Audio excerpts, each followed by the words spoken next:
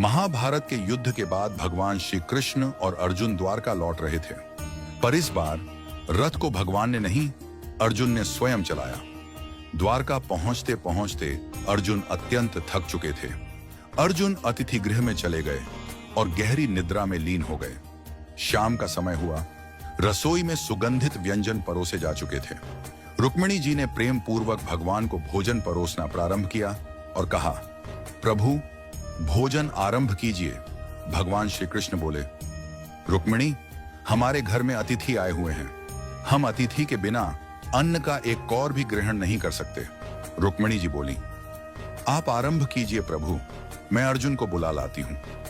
रुक्मिणी जी जब अतिथि भवन पहुंची तो देखा अर्जुन गहरी निद्रा में थे, किंतु वह निद्रा भी साधारण नहीं थी।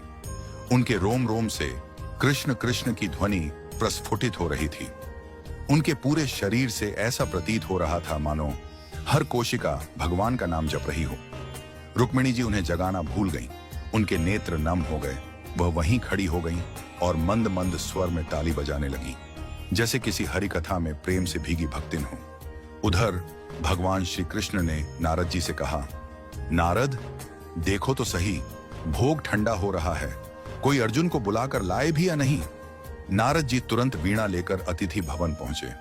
उन्होंने वहां का दृश्य देखा तो स्तब्ध रह गए। अर्जुन का रोम रोम कीर्तन कर रहा था, रुक्मिणी जी ताली बजा रही थी। नारद जी को दिव्य प्रेम का साक्षात्कार हुआ। वे भी अर्जुन को जगाना भूल गए और वहीं बैठकर अपनी वीणा पर गोविंद गोविंद का मधुर कीर्तन करने लगे। अब उधर सत्यभामा जी ने प्रभु से कहा, प्रभु भोग ठंडा हो रहा है, आप तो भोजन प्रारंभ करिए। भगवान बोले, हम अतिथि के बिना अन्न ग्रहण नहीं करते, अब तुम ही जाकर देखो क्या हो रहा है। सत्यभामा जी वहां पहुंची और वहां का दृश्य देखकर मोहित हो गईं। एक ओर अर्जुन का निष्कलंक भक्ति रस, दूसरी ओर रुक्मिणी जी की तालियां, तीसरी ओर नारद की वीणा, तो सत्यभामा जी भी नृत्य करने लगी। उनका मन उस भाव में इतना डूब गया कि वह भी अर्जुन को जगाना भूल गई। उधर भगवान बोले, सब कहते हैं भोग ठंडा हो रहा है, पर कोई हमें बुलाने वाला नहीं। लगता है मुझे स्वयं चलकर देखना पड़ेगा कि वहां ऐसा क्या हो रहा है जिसमें सब हमें ही भूल गए हैं। भगवान श्री कृष्ण वहां पहुंचे और जो दृश्य देखा वह अद्भुत था।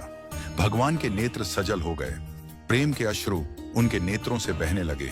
उन्होंने धीरे से आगे बढ़कर अर्जुन के चरणों को अपने करकमलों से दबाना शुरू किया।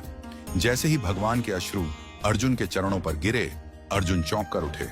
वो बोले, प्रभु यह आप क्या कर रहे हैं? आप मेरे चरण दबा रहे हैं। भगवान ने मुस्कुराकर कहा, अर्जुन तुमने मुझे अपने रोम रोम में बसा लिया है, तुम्हारा हर कण मेरा नाम जपता है। जो मुझे इतना प्रेम करता है वह मेरे लिए सबसे प्रिय होता है।